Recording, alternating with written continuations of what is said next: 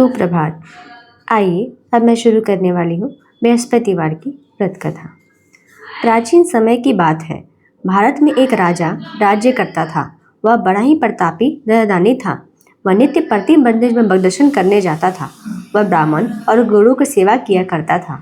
उसके द्वार से कोई भी याचक निराश होकर नहीं लौटता था। वह प्रत्येक गुरुवार को व्रत रखता या पूजन करता था। हर दिन गरीबों की सहायता करता था, परंतु यह सब बातें उनकी रानी को अच्छी नहीं लगती थी। वह न व्रत करती और न किसी को एक भी पैसा दान में देती थी। वह राजा से भी ऐसा करने को मना किया करती थी। एक समय की बात है कि राजा शिकार खेलने वन को चले गए। घर पर रानी और दासी थी। उस समय गुरु बृहस्पति देव साधु का रूप धारण कर राजा के दरवाजे पर भिक्षा मांगने आए। साधु ने रानी से भिक्षा मांगी तो वह कहने लगी, हे साधु महाराज, मैं इस दान पुण्य से तंग आ गई हूँ। इस कार्य के लिए तो मेरी पतिदेव ही बहुत है। अब आप ऐसी कृपा करें कि सारा धन नष्ट हो जाए तथा मैं आराम से रह सकूं। साधु रूपी बृहस्पति ने कहा, हे देवी, तुम बड़ी विचित्र हो। संतान और धन से कोई दुखी नहीं होता है। इसको सभी चाहते हैं। पापी पुत्र और धन की इच्छा करता है। अगर तुम्हारे पास धन अधिक है तो तुम भूखों मनुष्यों को भोजन करवाओ, पांव लगवाओ, ब्राह्मणों को दान दो, धर्मशालाएं बनवाओ, कुआं, तालाब, बावड़ी, बाग, बगीचे आदि का निर्माण करवाओ तथा निर्धनों की कुंवारी कन्या का विवाह करवाओ, साथ ही यज्ञ आदि करो। इस प्रकार के कर्मों से आपका कुल और आपका नाम परलोक में सार्थक होगा और सबकी प्राप्ति होगी। परंतु रानी साधु की बातों से खुश नहीं हुई। उसने कहा, हे साधु महाराज, मुझे ऐसे धन की आवश्यकता नहीं जिसको मैं अन्य लोगों में दान दूं तथा जिसको रखने और संभालने में मेरा सारा समय नष्ट हो जाए। साधु ने कहा, हे देवी, यदि तुम्हारी ऐसी ही इच्छा है तो जैसे मैं तुम्हें बताता हूँ तुम वैसे ही करना। बृहस्पतिवार के दिन घर को गोबर से लीपना, अपने केशों को पीली मिट्टी से धोना, केशों को धोते समय स्नान करना, राजा से करना वह हजामत करवाए, भोज में मांस मुद्रा खाना, कपड़ा धोबी के यहाँ धुलने देना। इस प्रकार बृहस्पतिवार करने से तुम्हारा धन नष्ट हो जाएगा। यह कहकर साधु महाराज रूपी बृहस्पति देव अंतर्धान हो गए। रानी ने साधु के कहने के अनुसार 7 बृहस्पतिवार तक वैसे ही करने का विचार किया। साधु के बताए अनुसार कार्य करते हुए केवल 3 बृहस्पतिवार ही बीते थे कि उनकी समस्त धन संपत्ति नष्ट हो गई। भोजन के लिए दोनों समय परिवार तरसने लगा तथा संसारिक भोगों से दुखी रहने लगा। तब वह राजा रानी से कहने लगा कि हे रानी, तुम यहाँ पर रहो, मैं दूसरे देश को जाता हूँ, क्योंकि यहाँ पर मुझे सभी मनुष्य जानते हैं, इसलिए मैं यहाँ कोई कार्य नहीं कर सकता। अब मैं परदेश जा रहा हूँ, वहाँ कोई काम धंधा करूँगा, शायद हमारे भाग्य बदल जाए। ऐसा कहकर राजा परदेश चला गया। वह वहाँ जंगल से लकड़ियाँ काट कर लाता और शहर में बेचता। इस तरह जीवन व्यतीत करने लगा। इधर राजा के बिना रानी और दासियाँ दुखी रहने लगी। किसी दिन भोजन मिलता और किसी दिन जल पीकर ही रह जाती। एक समय रानी और दासियों को 7 दिन बिना भोजन किए व्यतीत करना पड़ा तो रानी ने अपनी दासी से कहा, हे दासी, यह पासी के नगर में मेरी बहन रहती है। वह बड़ी धनवान है। तू उसके पास जा, वहाँ से 5 सेर बेजहर मांग कर ले आ, जिससे कुछ समय के लिए गुजर हो जाएगा। दासी रानी की बहन के पास गई। रानी की बहन उस समय पूजा कर रही थी। बृहस्पतिवार का दिन था। दासी ने रानी की बहन से कहा, हे रानी, मुझे आपकी बहन ने भेजा है, मुझे 5 सेर बेजहर दे दो। दासी ये बात अनेकों बार कही, परंतु रानी की बहन ने उसे कोई उत्तर नहीं दिया, क्योंकि वह उस समय बृहस्पतिवार की कथा सुन रही थी। जब दासी को रानी की बहन से कोई उत्तर नहीं मिला तो वह बहुत दुखी हुई। उसे क्रोध भी आया। वो लौटकर रानी से बोली, हे रानी, आपकी बहन बहुत धनी स्त्री है। वह छोटू लोग से बात भी नहीं करती। मैंने उससे कहा तो उसने कोई उत्तर नहीं दिया। मैं वापस चली आई। रानी बोली, हे दासी, उसमें उसका कोई दोष नहीं। जब बुरे दिन आते हैं तो कोई सहारा नहीं देता। अच्छे बुरे का पता विपत्ति ही में लगता है। जो ईश्वर की इच्छा होगी वही होगा। यह सब हमारे भाग्य का दोष है। उधर रानी की बहन ने सोचा कि मेरी बहन की दासी आई थी, परंतु मैं उसे नहीं बोली, इससे वह बहुत दुखी हुई होगी। अतः कथा सुन और विष्णु भगवान का पूजन समाप्त कर वह अपनी बहन के घर आई और कहने लगी, हे बहन, मैं बृहस्पतिवार का व्रत कर रही थी। तुम्हारी दासी हमारे घर आई थी, परंतु जब तक कथा होती है तब तक हम लोग ना उठते हैं और नहीं बोलते हैं, इसलिए मैं नहीं बोली। कहो दासी, क्यों आई थी? रानी बोली, बहन, हमारे घर अनाज नहीं था। वैसे तुमसे कोई बात छिपी नहीं है, इस कारण मैंने दासी को तुम्हारे यहाँ 5 सेर बेजहर लेने को भेजा था।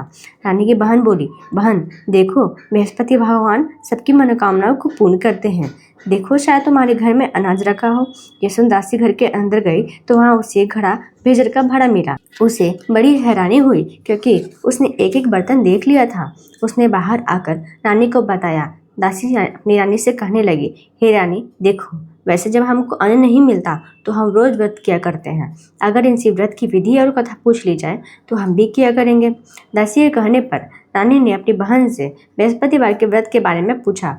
उसकी बहन ने बताया, हे रानी बहन, बृहस्पतिवार को सूर्योदय से पूर्व उठकर स्नान करके बृहस्पतिवार का व्रत करना चाहिए, लेकिन उस दिन सिर नहीं धोना चाहिए। बृहस्पतिवार के व्रत में चने की दाल और मुनक्का से विष्णु भगवान के केले की वृक्ष की जड़ में पूजन करे तथा दीपक जलावे।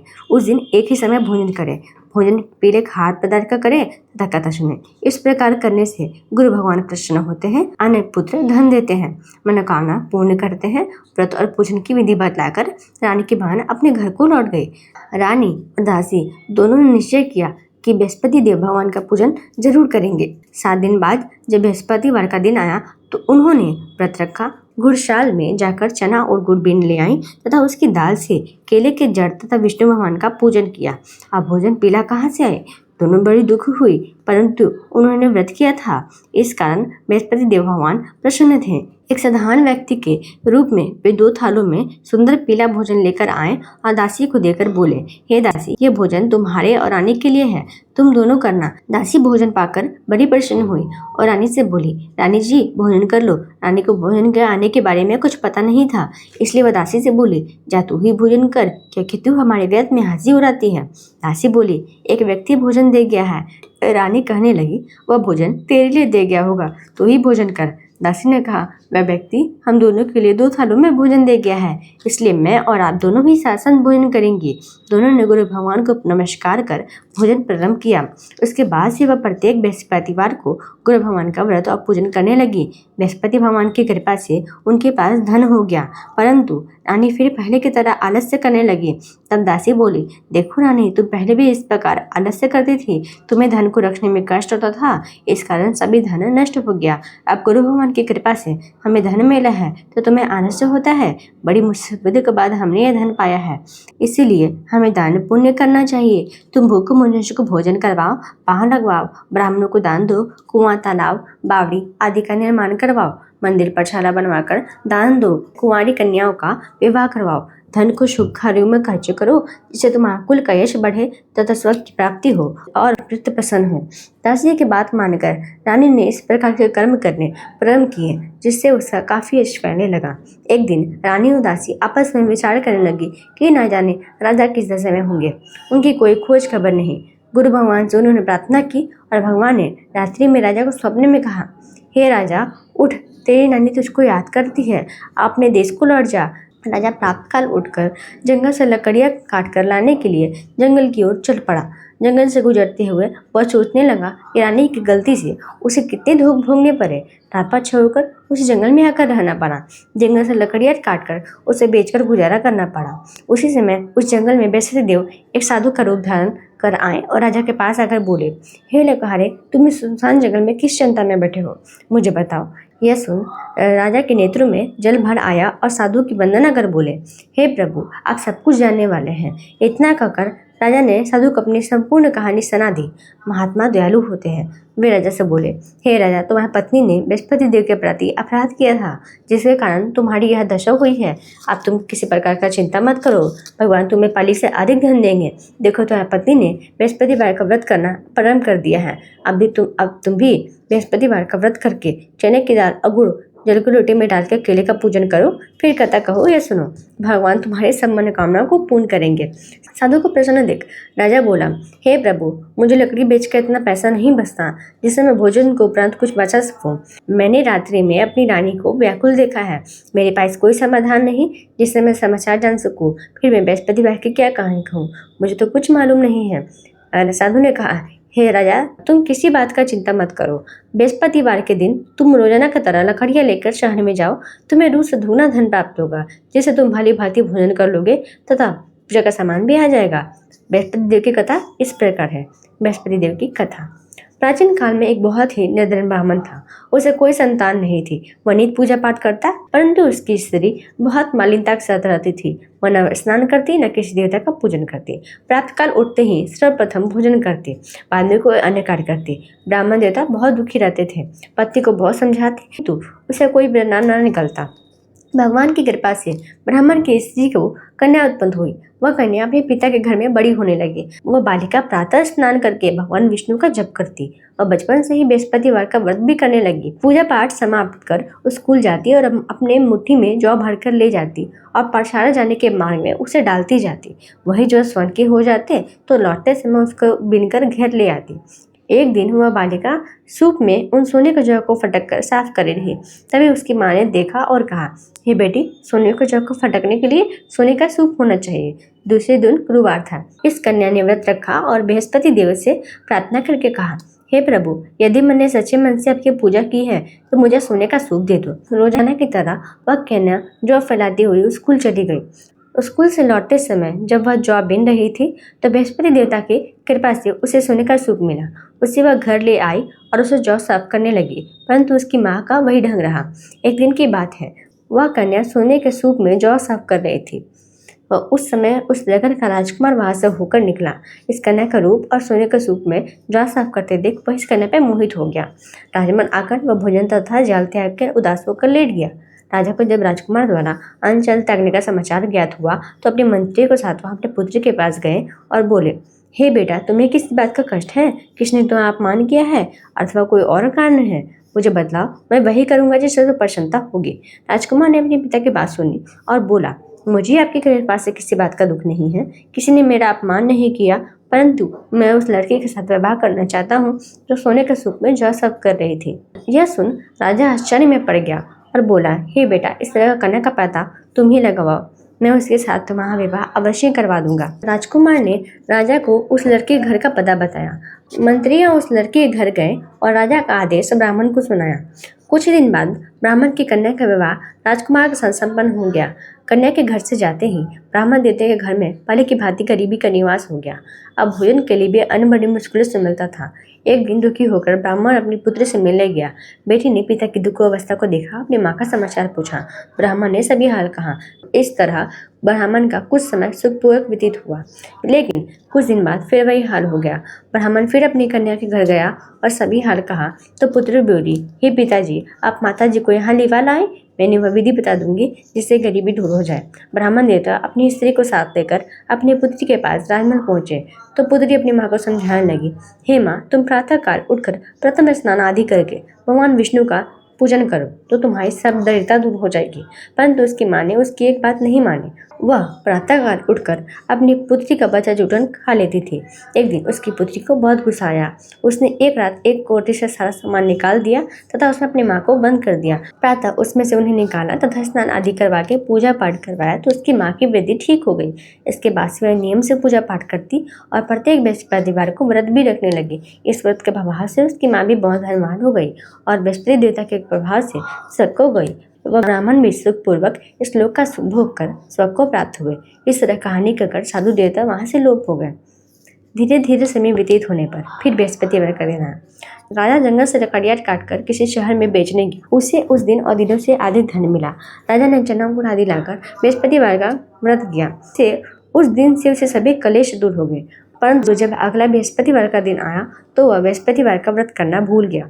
इस कारण बृहस्पति भगवान नाराज हुए। उस दिन उस नगर के राजा ने विशाल यज्ञ का आयोजन किया तथा समस्त राज्य में घोषणा करवा दी कि कोई भी मनुष्य अपने घर में भोजन न बनाए तथा आग भी न जलाए। समस्त लोग मेरे यहाँ भोजन करने आवे। इस आज्ञा को जो न मानेगा उसे फांसी की सजा दी जाएगी। राजा के आज्ञा अनुसार राज्य के सभी वासी राजा के भोज में सम्मिलित हुए, लेकिन लकहारा कुछ देर से पहुंचा, इसलिए राजा उसको अपने साथ महल में ले गए। जब राजा लखाड़े को भोजन करवा रहे थे तो रानी की दृष्टि उस खूंटी पे पड़ी जिस पर उनका हार लटका हुआ था। उन्हें हार खूंटी पर लटका दिखाई नहीं दिया। रानी को निश्चय हो गया कि मेरा हार इसी लखाड़े ने चुरा लिया है। उसी समय सैनिक बुलवाकर उसको जेलखाने में डलवा दिया। जब लखाड़ा जेलखाने में गया तो बहुत दुखी होकर विचार करने लगा कि न जाने कौन से पूर्व जन्म के कर्म से मुझे दुख प्राप्त हुआ है, और उसी साधु को याद करने लगा जो जंगल में मिला था। तत्काल बृहस्पतिदेव साधु के रूप में प्रकट हो गए और उसकी दशा को देखकर कहने लगे, अरे मूर्ख, तूने बृहस्पतिवार की कथा नहीं कही, इसी कारण तुझे दुख प्राप्त हुआ है। अब चिंता मत कर, बृहस्पतिवार के दिन जेलखाने के दरवाजे पर 4 पैसे मिलेंगे, तो उसे बृहस्पतिवार का पूजन करना तो तेरे सभी कष्ट दूर हो जाएंगे। अगले बृहस्पतिवार उसे जेल के दरवाजे पर 4 पैसे मिले। राजा ने पूजा का सामान मंगवाकर कथा कही और प्रसाद बांटा। उसी रात्रि में बृहस्पति ने उस नगर के राजा को स्वप्न में कहा, हे राजा, तूने जिस आदमी को जेलखाने में बंद किया है वह निर्दोष है, वह राजा है, उसे छोड़ देना। रानी का हार उसी खूंटी पर लटका हुआ है। अगर तू ऐसा नहीं करेगा तो मैं तेरे राज्य को नष्ट कर दूंगा। राजा प्रातःकाल उठा और खूंटी पर हार लटका देखकर नकारे को बुलवाकर क्षमा मांगी तथा राजा के योग्य सुंदर वस्त्र आभूषण भेंट कर उसे विदा किया। गुरुदेव के आज्ञा अनुसार राजा अपने नगर को चल दिया। राजा जब नगर के निकट पहुंचा तो उसे बड़ी ही आश्चर्य हुआ। नगर में पहले से अधिक बाव, तालाब और कुएं, बहुत सी धर्मशाले, मंदिर आदि बने हुए थे। राजा ने पूछा कि यह सब किसका बाग और धर्मशाला है। तब नगर के सब लोग कहने लगे, यह सब रानी और दासी द्वारा बनाए गए हैं। राजा को आश्चर्य हुआ और गुस्सा भी आया। जब रानी ने खबर सुनी कि राजा आ रहे हैं तो उन्होंने अपनी दासी से कहा, हे दासी, देख, राजा हमको कितनी बुरी हालत में छोड़ गए थे और वह हमारी ऐसी हालत देखकर लौट ना जाए, इसलिए तू दरवाजे पर खड़ी हो जा। रानी की आज्ञा अनुसार दासी दरवाजे पर खड़ी हो गई। जब राजा आए तो उन्हें अपने साथ महल में लिवा लाई। तब राजा ने क्रोध करके अपनी तलवार निकाली और पूछने लगा, बताइए धन तुम्हें कैसे प्राप्त हुआ। तब रानी ने बताया, हमें यह सब धन बृहस्पति देव के व्रत के प्रभाव से प्राप्त हुआ है। राजा ने तब निश्चय किया कि 7 रोज बाद तो हम सभी बृहस्पतिवार का पूजन करेंगे, परंतु मैं रोजाना दिन में 3 बार कथा कहूँगा तथा रोज व्रत किया करूँगा। अब हर समय राजा के दुपट्टे में चने की दाल बांधी रहती तथा दिन में 3 बार कथा कहता। एक रोज राजा ने विचार किया कि चलो अपना बहन के यहाँ हो आवे। इस तरह का निश्चय कर राजा घोड़े पर सवार हो गया और अपनी बहन के यहाँ चल दिया। मार्ग में उसने देखा कि कुछ आदमी एक मुर्दे को लिए जा रहे हैं। उन्हें रोककर राजा कहने लगा, अरे भाइयों, मेरी बृहस्पतिवार की कथा सुन लो। वे बोले, लो, हमारा तो आदमी मर गया है, इसको अपनी कथा की पड़ी है। परंतु कुछ आदमी बोले, अच्छा को हम तुम्हारी कथा भी सुनेंगे। राजा ने दाल निकाली और कथा कहनी शुरू कर दी। जब कथा आधी हुई तो वह मुर्दा हिलने लगा और जब कथा समाप्त हुई तो राम राम करते वह मुर्दा खड़ा हो गया। राजा आगे बढ़ा। उसे चलते चलते शाम हो गई। आगे मार्ग में उसे एक किसान खेत में हल चलाता मिला। राजा उससे बोला, अरे भैया, तो मेरी बृहस्पतिवार की कथा सुन लो। किसान बोला, जब तक मैं तेरी कथा सुनूंगा तब तक 4 हरिया जोत लूंगा। जा अपनी कथा किसी और को सुनाना। राजा आगे चलने लगा। राजा के हटते ही बैल पछाड़ कर गिर गया तथा किसान के पेट में बहुत जोर से दर्द होने लगा। उसी समय किसान की माँ रोटी लेकर आई। उसने जब यह देखा तो अपने पुत्र से सभी हाल पूछा। बेटी ने सभी हाल बता दिया। बुढ़िया दौड़ी दौड़ी उस घर सवार के पास गई और बोली, मैं तेरी कथा सुनूंगी, तू अपनी कथा मेरे खेत पर ही चढ़कर कहना। राजा ने लौटकर बुढ़िया के खेत पर जाकर कथा कही, जिसे सुनते ही बैल खड़े हो गए तथा किसान का पेट का दर्द भी बंद हो गया। राजा अपनी बहन के घर पहुंच गया। बहन ने अपने भाई की खूब मेहमानी की। दूसरे रोज राजा प्रातःकाल जागा तो वह देखने लगा कि सब लोग भोजन कर रहे हैं। राजा ने अपनी बहन से जब ये पूछा कि ऐसा कोई मनुष्य नहीं जिसने भोजन न किया हो, जो मेरी बृहस्पतिवार की कथा सुन ले। तो बहन बोली, हे भैया, ये देसी ऐसा है, पहले के यहाँ लोग भोजन करते हैं, बाद में कोई अन्य कार्य करते हैं। अगर पुरुष में कोई है तो दिखाती हूँ। ऐसा कहकर बहन देखने चली गई, परंतु उसे ऐसा कोई व्यक्ति नहीं मिला जिसने भोजन न किया हो। वह एक कुम्हार के घर गई जिसका लड़का बीमार था। उसके मालूम हुआ कि उसके यहाँ 3 दिन से किसी ने भोजन नहीं किया है। रानी ने अपने भाई की कथा सुनने के लिए कुम्हार से कहा। वह तैयार हो गया। राजा ने जाकर बृहस्पतिवार की कथा कही, जिसका सुनकर उसका लड़का ठीक हो गया। अब तो राजा का प्रशंसा होने लगी। एक दिन राजा ने अपनी बहन से कहा, हे बहन, मैं अपने घर को जाऊंगा, तुम भी तैयार हो जाओ। राजा की बहन ने अपनी सास से अपने भाई के साथ जाने की आज्ञा मांगी। सास बोली, चली जा, परंतु अपने लड़के को मत ले जाना, क्योंकि तेरे भाई को कोई संतान नहीं होती है। बहन ने अपने भाई से कहा, हे भैया, मैं तो चलूंगी, परंतु को बालक नहीं जाएगा। राजा ने कहा, जब को बालक नहीं जाएगा तो तुम जाकर ही क्या करोगी। दुखी मन से राजा अपने नगर को लौट गया। राजा ने अपनी रानी से कहा, हमने संतान है, इसलिए कोई हमारे घर आना पसंद नहीं करता। इतना कहा, बिना भोजन आदि किए सैया पर लेट गया। रानी बोली, हे प्रभु, बृहस्पतिदेव ने हमें सब कुछ दिया है, वे हमें संतान भी अवश्य देंगे। उसी राति बृहस्पतिदेव ने राजा को स्वप्न में कहा, हे राजा, उठ, सभी सोच त्याग दे, तेरी रानी गर्भवती है। राजा को जानकर बड़ी खुशी हुई। 9वें महीने रानी के गर्भ से उस सुंदर पुत्र पैदा हुआ। जब राजा के बहन ने यह शुभ समाचार सुना तो वह बहुत खुश हुई तथा बधाई लेकर अपने भाई के यहाँ आई। तभी रानी ने कहा, घोड़ा चढ़कर न आई, गधा चढ़ी आई। बहन बोली, भैया, मैं तुम्हें इस प्रकार न कहती तो तुम्हें औलाद कैसे मिलती। बृहस्पतिदेव ऐसे ही है, जिसके मन में जो कामनाएं रहती हैं सभी को पूर्ण करते हैं। जो सद्भावना पूर्वक बृहस्पतिवार का व्रत करता है, पढ़ता है अथवा सुनता है और दूसरे को सुनाता है, बृहस्पति देव उनकी सभी मनोकामना पूर्ण करते हैं। बृहस्पति देव उनकी सदैव रक्षा करते हैं। जो संसार में सद्भावना व सच्चे हृदय से बृहस्पति का पूजन करते हैं, उसकी सभी मनोकामना उसी प्रकार पूर्ण होती हैं। जैसे रानी और राजा ने बृहस्पति का कथा का गुणगान किया, उनकी सभी इच्छाएं बृहस्पति देव ने पूर्ण की। मनुष्य के हृदय से उनका मनन करते हुए जय जयकार करनी चाहिए। इति बृहस्पतिवार व्रत कथा। बृहस्पति देव की आरती। जय बृहस्पति देवा, ओम जय बृहस्पति देवा, छिन छिन भोग लगाऊं कदली फल मेवा। ओम जय बृहस्पति देवा, तुम पूर्ण परमात्मा, तुम अंतर्यामी, जगत पिता जगदीश्वर, तुम सबके स्वामी। ओम जय बृहस्पति देवा, चरणामृत निज निर्मल संपालक हरता, सकल मनोरथ दायक कृपा करो भरता। ओम जय बृहस्पति देवा, तन मन धन अर्पण कर जो जन शरण पड़े, प्रभु प्रकट तब होकर आखर द्वार करे। ओम जय बृहस्पति देवा, दीन दयाल दयानिधि भक्तन हितकारी, पाप दोष सब हरता भवबंधन हारी। ओम जय बृहस्पति देवा, सकल मनोरथ दायक सब शयनहारी, विषय विकार मिटाओ संतन सुखहारी। ओम जय बृहस्पति देवा, जो कोई आरती तेरी प्रेम सहित गावे, जेठ आनंद आनंद कर सो निश्चित पावे। ओम जय बृहस्पति देवा। बोलो बृहस्पति देव की जय, बोलो विष्णु भगवान की जय।